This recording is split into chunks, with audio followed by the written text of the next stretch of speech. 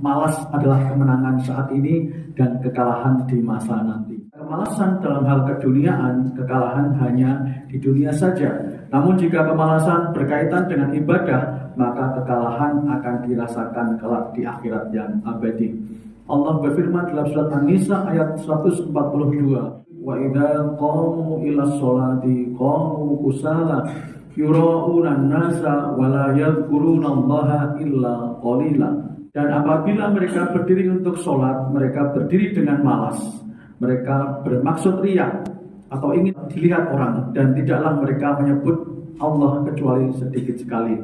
Dalam tafsir Al-Madinah Al-Munawwarah dijelaskan yang dimaksud dengan malas adalah menjalankan ibadah merasa berat dan berlambat-lambat.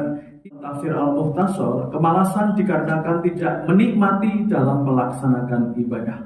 Dalam Liyadabbaru ayati dijelaskan melakukan ibadah dengan gembira dalam hati adalah bukti kuatnya iman. Kemalasan dalam melaksanakan ibadah jangan sampai berlarut-larut. Al-Qanuji rahimahullah berkata, siapa yang terus-menerus dalam kemalasan maka harapannya pun akan sirna.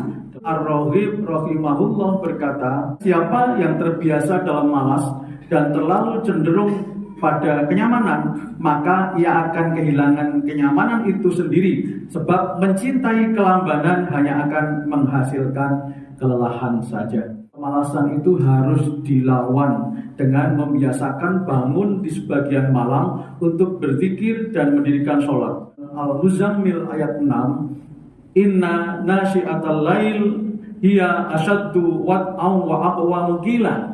Sungguh bangun di waktu malam lebih kuat mengisi jiwa, dan bacaan di waktu itu lebih berkesan atau menghujam dalam kalbu seseorang. Dalam sabdanya Rasulullah menjelaskan gambaran lebih detail tentang bagaimana kita melawan kemalasan. Setan mengikat 3 simpul di bagian belakang kepala seseorang ketika dia tertidur. Setiap simpul dia berkata, malam masih panjang, maka nikmatilah tidurmu. Jika seseorang terbangun di malam hari kemudian berzikir kepada Allah, maka terlepaslah 1 simpul. Jika ia berwudu, maka terlepaslah 1 simpul lagi. Jika kemudian ia melaksanakan sholat, maka seluruh simpul akan terlepas. Akhirnya ia bisa bangun dalam keadaan bersemangat dan jiwa yang baik. Namun jika tidak melakukan itu, maka ia akan bangun dalam keadaan jiwa yang buruk dan malas. Hadis riwayat Bukhari. Awali setiap hari dengan kegiatan tersebut. Good beginning is half the battle, yang artinya awal yang baik adalah